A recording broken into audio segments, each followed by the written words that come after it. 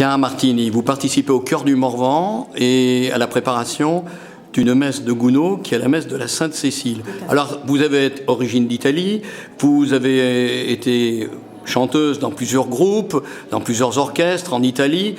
Ici, l'année passée, on vous a entendu en tant que soliste, mezzo-soprane. Qu'est-ce qui vous retient dans cette œuvre de Gounod ? C'est tout l'intérêt autour du contexte dans lequel Gounod il écrit cette messe. C'est de la musique romantique que je n'avais pas pu étudier de si près dans mes précédentes chorales. C'est les hasards de la vie. Donc ce qui est intéressant, c'est de voir comment Gounod traite une messe et tous les différents passages d'une messe avec tout l'esprit de la musique romantique, avec toutes les influences de la musique du passé. Donc il fait une énorme synthèse dans certains passages dans cette messe. Alors, on le sait, ou si on ne le sait pas, votre chef de chœur vous l'a dit, Jean-Michel Blanchon, en exposant que justement Gounod avait fait un retour spirituel. Est-ce que ça marque cette œuvre-là particulière ? Complètement, complètement.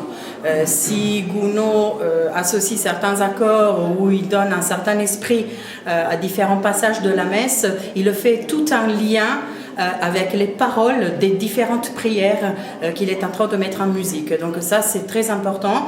Il veut faire passer un message.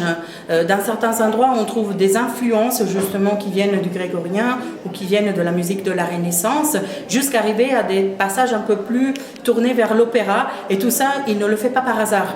Il réfléchit et il associe intimement les paroles à la musique.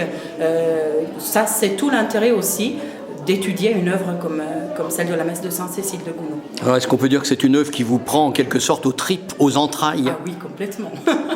Complètement. Quand on chante, on ne se contente pas de faire les accords justes ou de respecter les nuances écrites par l'auteur. Il faut quand même qu'on mette de l'émotion, qu'on mette du sentiment. Et dans la musique romantique, si on ne fait pas ça, ça reste stérile. Ça reste quelque chose il manquerait un petit truc. Donc il faut mettre de l'émotion personnelle et de l'émotion aussi collective à l'intérieur de toute la chorale. Alors on le sait, Gounod a fait des œuvres sacrées, des œuvres profanes, des opéras. Ici, c'est une œuvre sacrée, c'est une messe. Est-ce que ça veut dire que cette œuvre-là n'est abordable que par des personnes croyantes ou en relation avec les églises ? Non, pas du tout. Les personnes croyantes peut-être vont s'approcher de l'œuvre d'une certaine façon. Les non-croyants peuvent apprécier la beauté de la musique. Puis les paroles, ils peuvent comprendre qu'il s'agit d'une messe, que c'est une prière, mais tout le monde peut apprécier à sa juste valeur cette œuvre. Et ultime question, votre chef de chœur, Jean-Michel Blanchon, a rajouté à cette messe, qui s'est précédée d'ailleurs par une autre messe, plus courte, a rajouté l'interprétation d'une autre opère, Pater Noster en latin. Oui. Qu'est-ce que ça apporte ? Ça apporte un plus.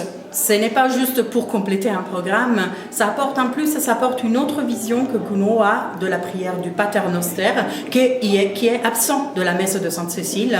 Et ce Pater Noster, il est tellement émouvant et il synthétise tellement toute la musique précédente qui a précédé Gounod que c'est un petit bijou.